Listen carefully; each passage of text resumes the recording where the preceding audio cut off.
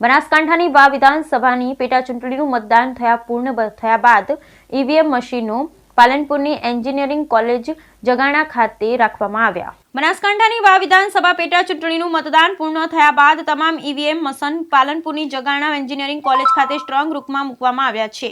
ત્યારે ઈવીએમની સુરક્ષાને લઈ પોલીસ, એસઆરપી સહિત બીએસએફના જવાનો થકી રાઉન્ડ ધ ક્લોક ઈવીએમની સુરક્ષા કરવાઈ રહી છે। જોકે રાજકીય પાર્ટીના એજન્ટાઓ પણ સીસીટીવી મોનિટરિંગ થકી સ્ટ્રોંગ રૂમ પર નજર રાખી રહ્યા છે। ત્યારે પરિવર્તન કે પુનરાવર્તનનો ફેસલો 23 નવેમ્બરે થશે।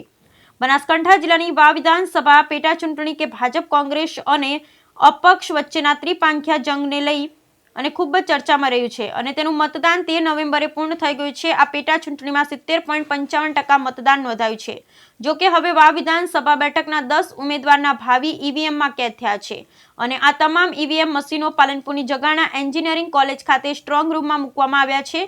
જોકે જગાણા એન્જિનિયરિંગ કોલેજના આ સ્ટ્રોંગ રૂમમાં ઈવીએમ સુરક્ષાને લઈ પોલીસ, એસઆરપી સહિત બીએસએફના જવાનોની 3 લેયર સુરક્ષા તૈનાત કરવામાં આવી। સાથે સાથે બિલ્ડિંગને સીસીટીવી કેમેરાથી સજ્જ કરી દેવામાં આવ્યા છે અને સતત 24 કલાક તેના મોનિટરિંગ માટે કેમ્પસમાં એલઈડી પણ મુકાઈ છે। જ્યાં રાજકીય પાર્ટીના એજન્ટો સતત ઈવીએમ સ્ટ્રોંગ રૂમ પર નજર રાખી રહ્યા છે।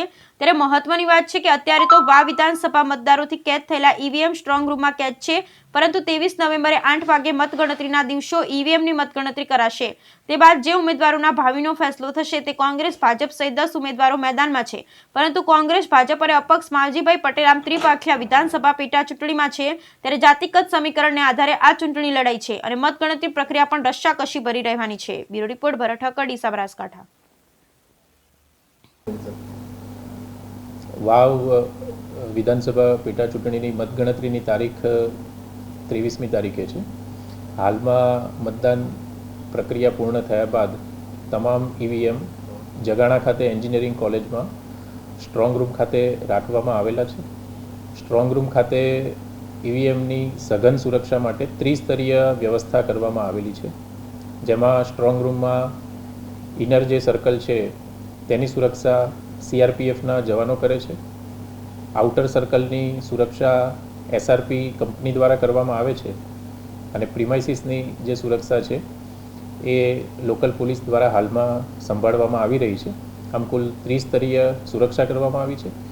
આ ઉપરાંત સમગ્ર જે સ્ટ્રોંગ રૂમનો એરિયા અને બિલ્ડિંગ વિસ્તાર છે એમાં 24 કલાક સર્વેલન્સ માટે સીસીટીવી કેમેરા પણ રાખવામાં આવેલા છે અને આ સીસીટીવી કેમેરાનું ફીડ બહાર પણ કન્ટિન્યુઅસલી આપવામાં આવે છે કે જેથી પોલિટિકલ પાર્ટીના રિપ્રેઝેન્ટેટિવ 24 કલાક તેનું મોનિટરિંગ કરી શકે।